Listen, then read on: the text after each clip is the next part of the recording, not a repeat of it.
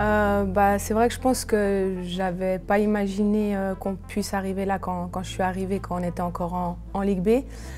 Il y a tout qui s'est un peu enchaîné très très vite et puis c'est vrai qu'avec des joueuses d'expérience, un mix un peu de joueuses d'expérience, de jeunes joueuses talentueuses, on a réussi quand même à faire quelque chose d'exceptionnel pour le club et pour la ville et puis ça restera, je pense, toujours une grande fierté pour moi.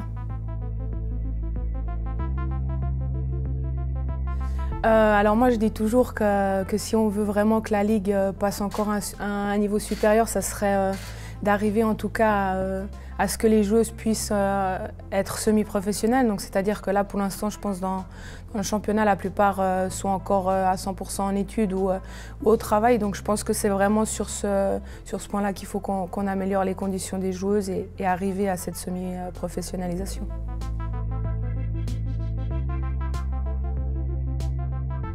Que le foot féminin compte. Je pense qu'on a vu, on voit maintenant avec toutes les grandes équipes, elles ont chacune leur section féminine et puis on voit aussi que le foot féminin intéresse de plus en plus, qu'il y a des revenus qui ne sont pas les mêmes qu'il y avait peut-être il y a quelques années. Et je pense typiquement une équipe un peu comme Lyon qui a été un peu cette première équipe à miser un peu sur les filles. On voit les fruits qu'ils récoltent maintenant. Donc j'encourage vraiment les équipes à miser sur leur équipe féminine.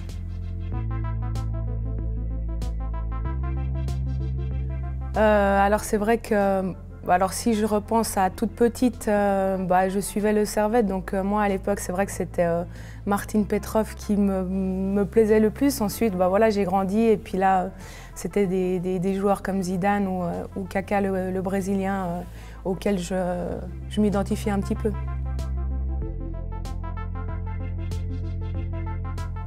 D'y croire. Et je pense que maintenant, les petites filles qui commencent le foot n'ont pas forcément les mêmes infrastructures qu'on avait nous il y a quelques années, donc qu'elles profitent vraiment de ça, qu'elles croient en ses rêves et puis surtout qu'elles continuent tout le temps à prendre du plaisir parce que c'est le plus important. Le premier objectif, c'est sûr, c'est peut-être de défendre ce titre à la fin de la saison. On a encore la coupe qui a été qui reste un goût un petit peu amer encore par rapport à l'année passée. Donc voilà, on va essayer d'aller chercher au moins un de ces deux titres pour pouvoir, on va dire, clore le cercle de la meilleure des façons. Je suis étonnée parce que je pense que sur la saison passée, il y a aussi d'autres filles qui le mériteraient. Je pense que c'est le résultat aussi de tout un groupe. On dit toujours que l'individuel n'est rien sans l'équipe derrière et je pense que les résultats que Servette a eu l'année passée, c'est aussi pour ça que ça m'a mis en avant et du coup j'aimerais le partager avec toutes les filles qui ont donné 100%, voire 120% l'année passée et qui ont fait tous ces sacrifices.